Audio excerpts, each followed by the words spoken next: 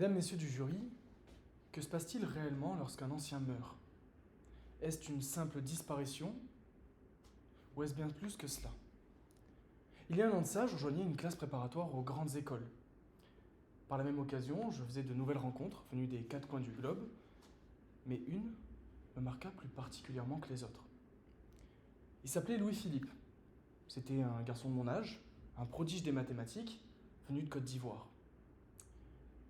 Alors au départ, on se parlait mais timidement, avec retenue, parce qu'il avait tendance à discuter en dioula, un dialecte de Côte d'Ivoire, avec un autre ami à lui, ivoirien. Mais avec le temps, on a appris à se connaître. On est devenus amis, et au cours d'une discussion comme une autre, on parlait de nos familles, de la peur de l'éloignement avec nos proches, nos anciens, et de ne pas tout savoir d'eux. Vous savez, cette peur de ne pas poser les bonnes questions, de ne pas passer assez de temps, eh bien cette peur, elle m'effrayait.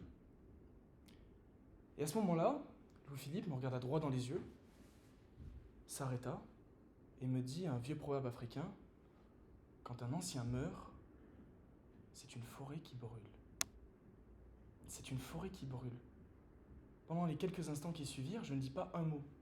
Mais toute la semaine, cette phrase et ces mots sont restés dans ma tête. C'est une forêt qui brûle. Il y a plein de façons d'exprimer la perte, mais une qui me paraît la plus pertinente, c'est le feu. Le feu, c'est irrémédiable, on ne peut pas retourner en arrière.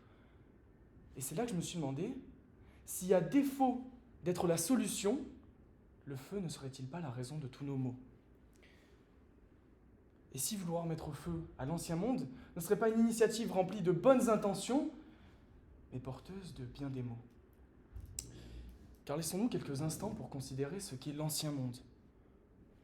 L'ancien monde, nous y vivons. Il est rempli de violence, d'inégalité, de haine. Mais est-il seulement fait de cela?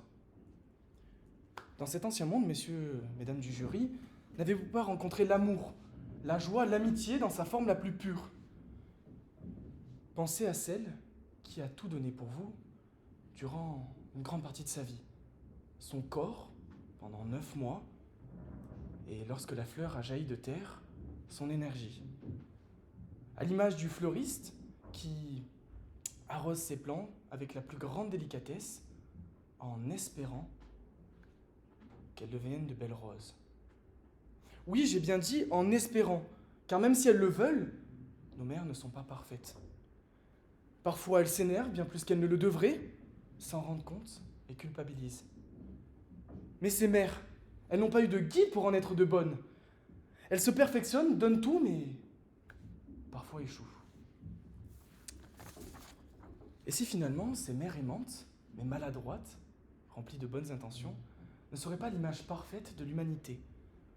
Des hommes et des femmes qui souhaitent au plus profond régler des problèmes, faire de nouvelles découvertes, mais de ces nouvelles découvertes créent de nouveaux mots.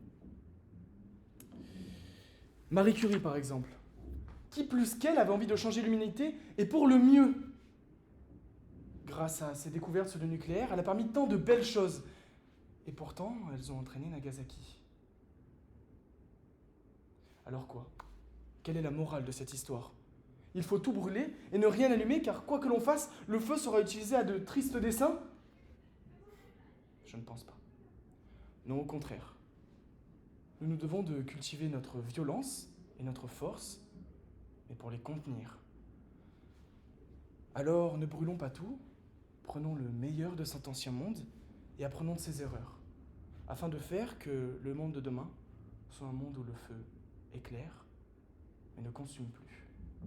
Merci.